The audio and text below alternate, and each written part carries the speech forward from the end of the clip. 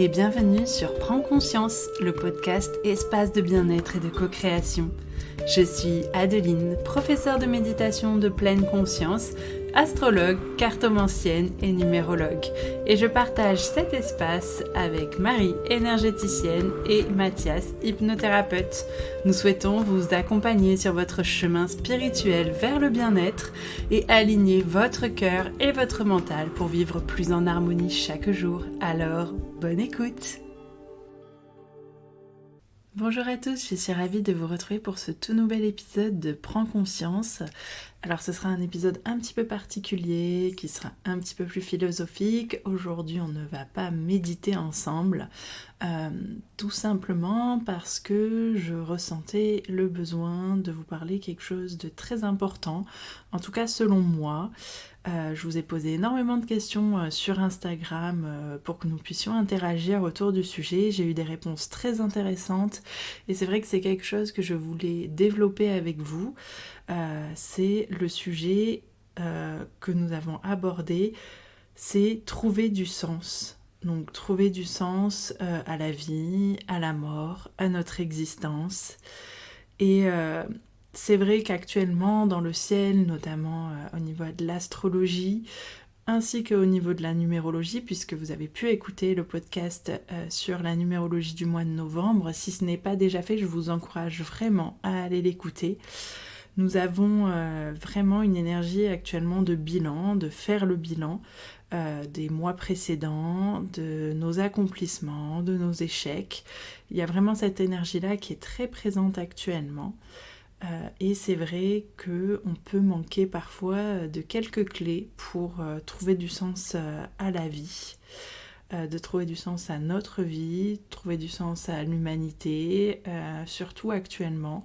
Les énergies sont vraiment très très particulières. Je vais peut-être en parler très rapidement ici, mais j'en avais beaucoup plus parlé, beaucoup plus longuement sur Instagram. Donc pour commencer cette semaine, nous avons eu une nouvelle lune en Scorpion. Il s'agit d'une des nouvelles lunes de l'année qui est la plus redoutée par certaines personnes, tout simplement puisqu'elle vient nous inviter à plonger dans nos profondeurs et ne plus fuir certaines réalités nous concernant, notamment nous.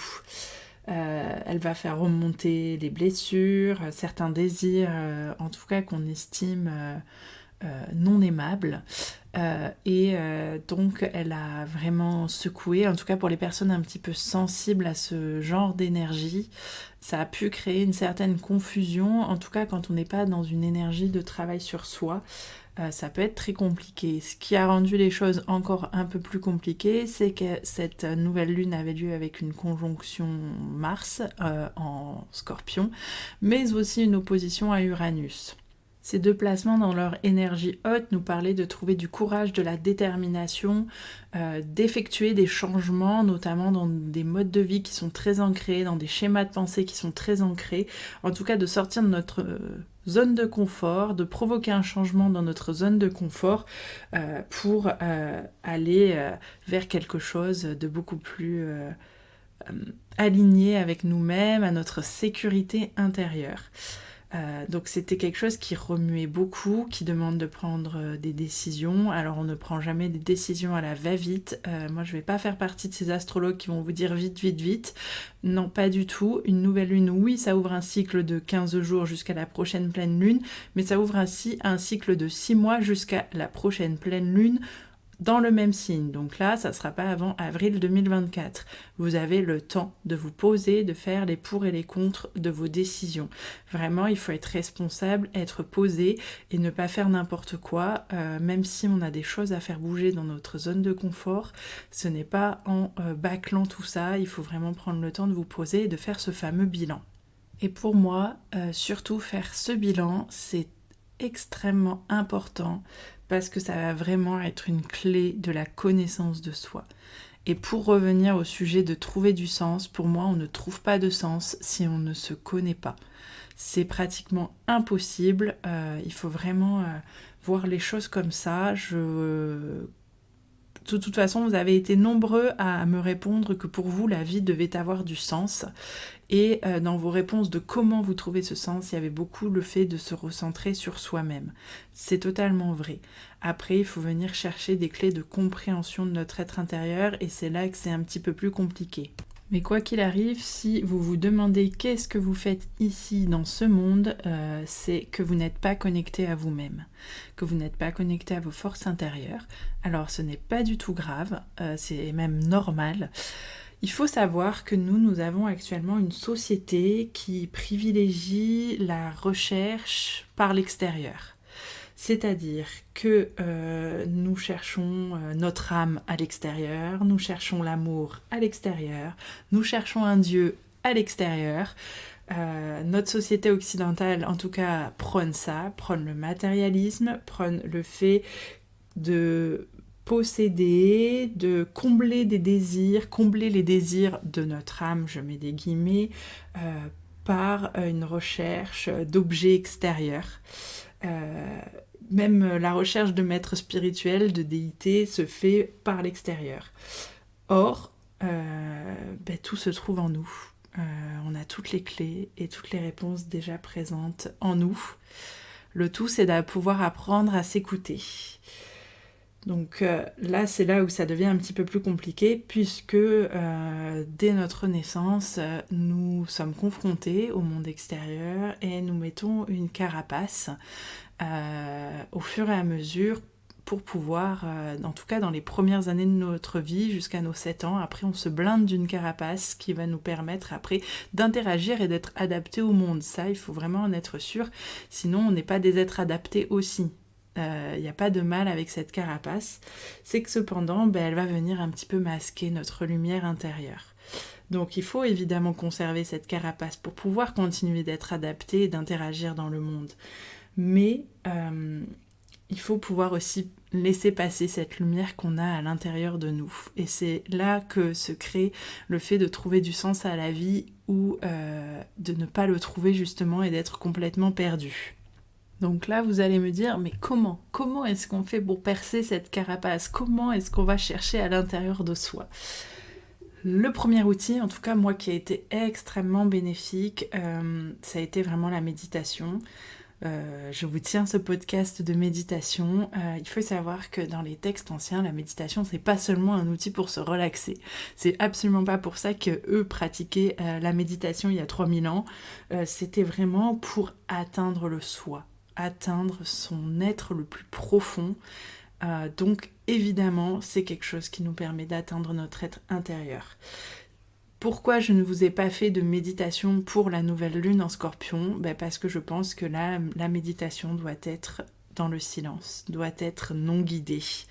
Vous devez aller chercher en vous, avec vous-même, les ressources intérieures, vos ressources intérieures, et on obtient énormément de réponses. Par la méditation, c'est vraiment extraordinaire. Après, il faut le temps que le processus se mette en place.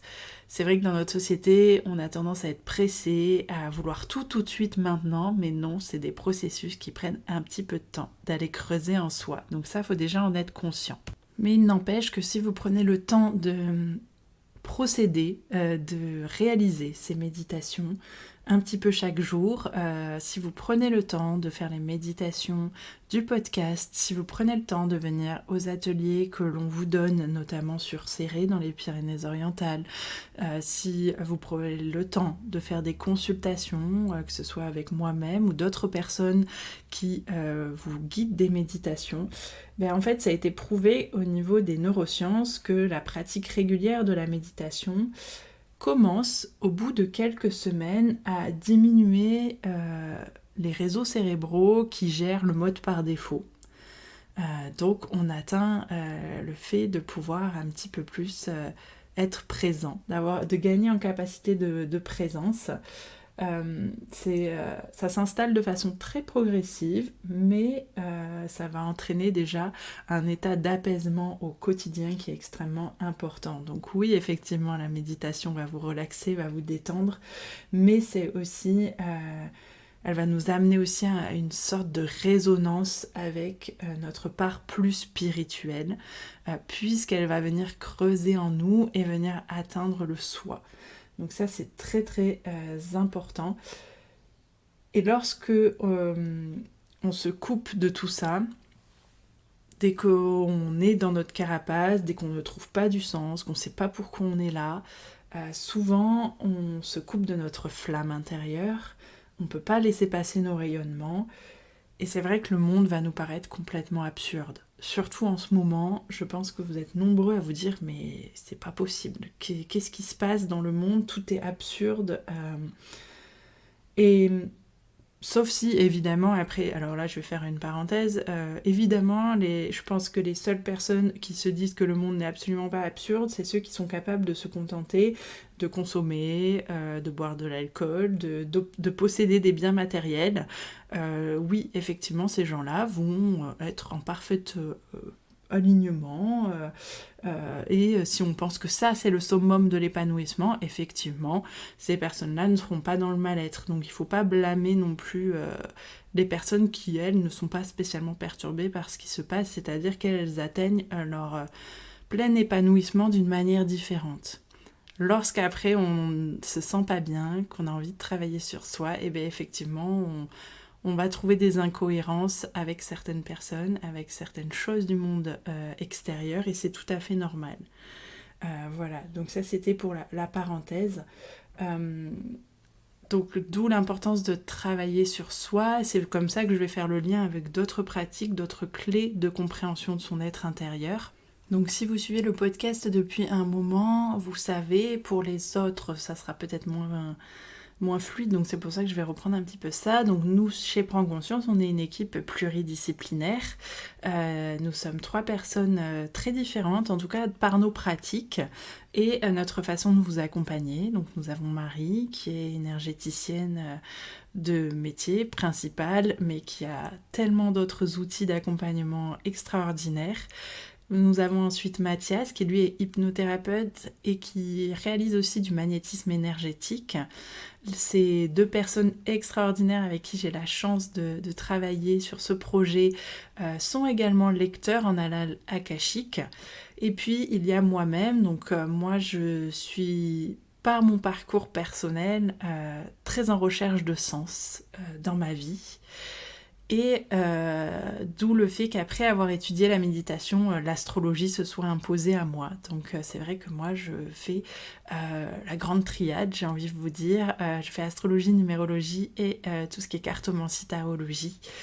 Mais l'astrologie pour moi était une véritable révélation, surtout pour venir reconnecter à quelque chose de primaire, à la flamme primaire et essentielle en moi. Sans me parler de ma carapace et sans filtre, puisque c'est la photographie le jour de ma naissance, mon lieu de naissance, à mon heure de naissance. Et j'y trouve une véracité, notamment pour trouver du sens à ma vie, qui a été extraordinaire. D'où le fait que je me sois autant formée. En fait, il faut savoir que toutes les pratiques que moi je réalise, je suis formée en énergétique, je suis formée en plein de choses, je les fais pour pouvoir apprendre sur moi et me comprendre moi-même à la base.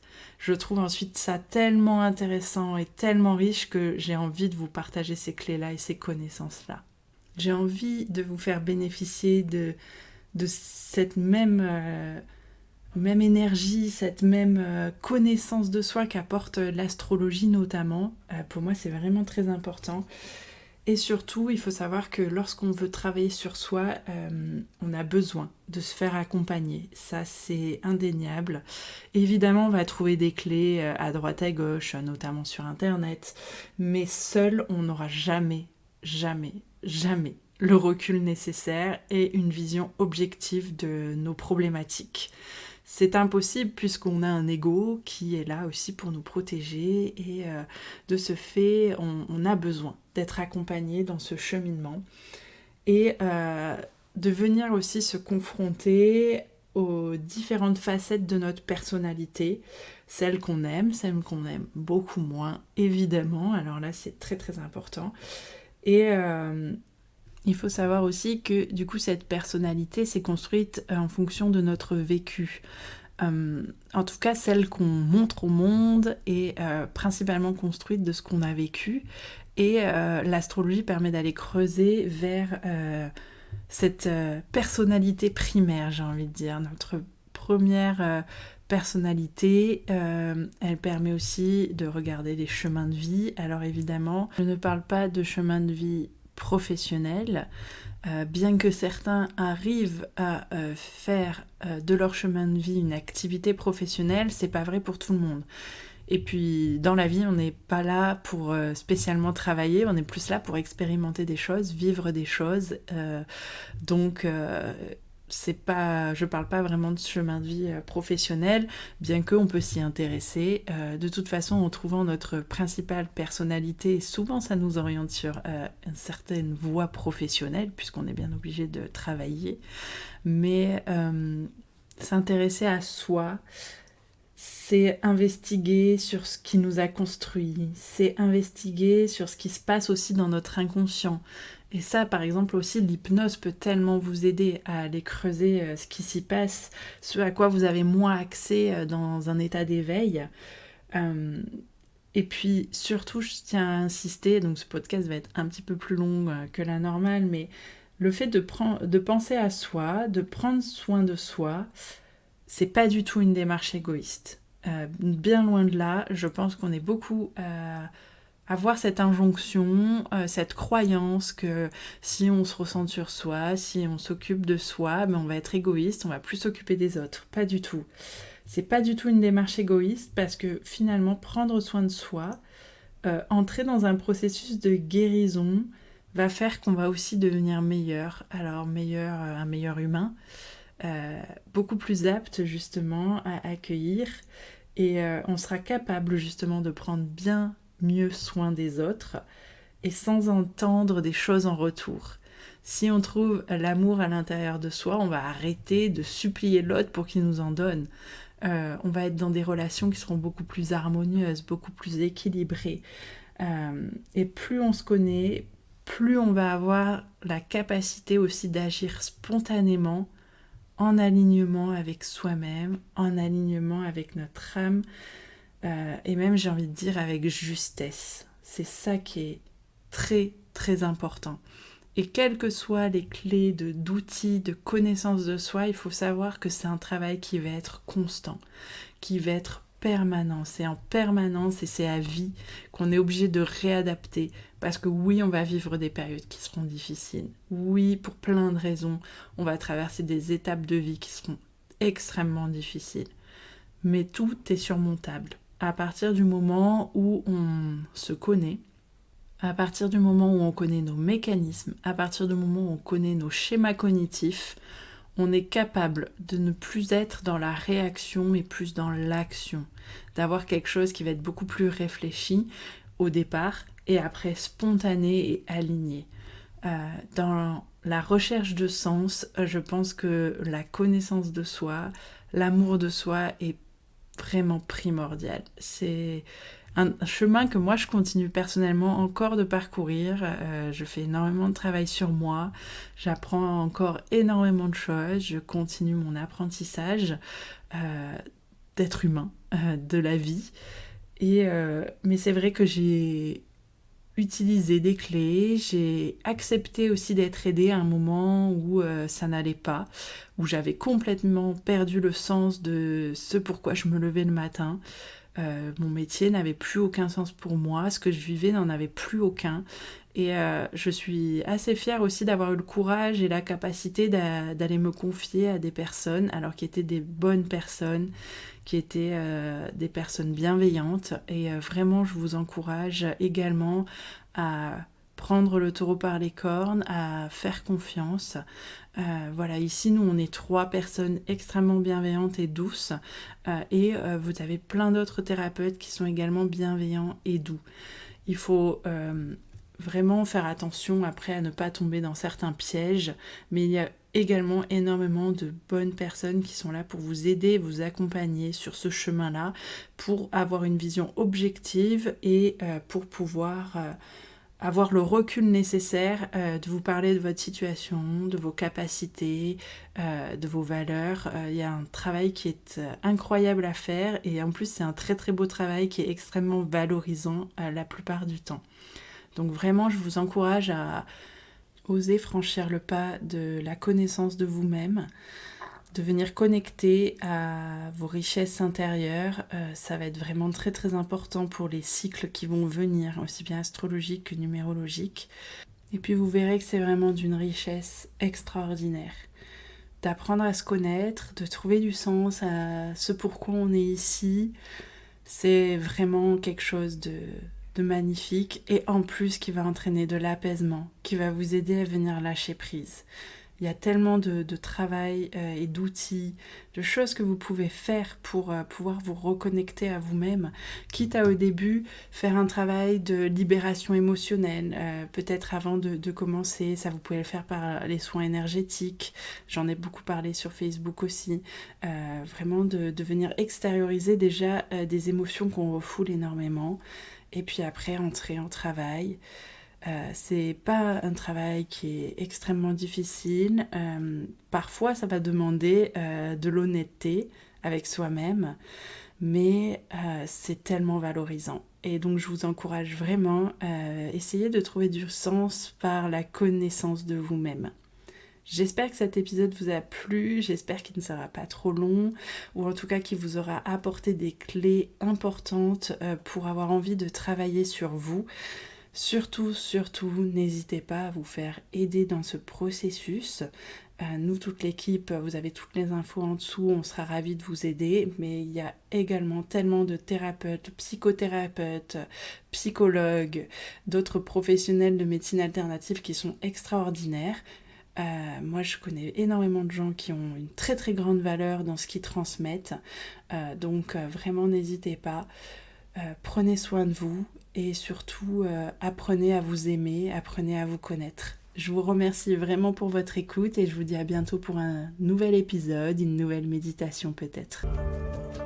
Merci à vous d'être arrivé au bout de cet épisode de Prends conscience. Si cet épisode bulle de sérénité vous a plu, n'hésitez pas à le partager sur vos réseaux sociaux ou aux personnes qui en auraient besoin. N'hésitez pas également à nous laisser un commentaire et à nous noter sur Spotify et Apple Podcast. Cela nous fera vraiment plaisir de vous lire, mais également nous motivera à continuer sur ce chemin. Je vous dis donc à très vite pour un tout nouvel épisode de Prends conscience.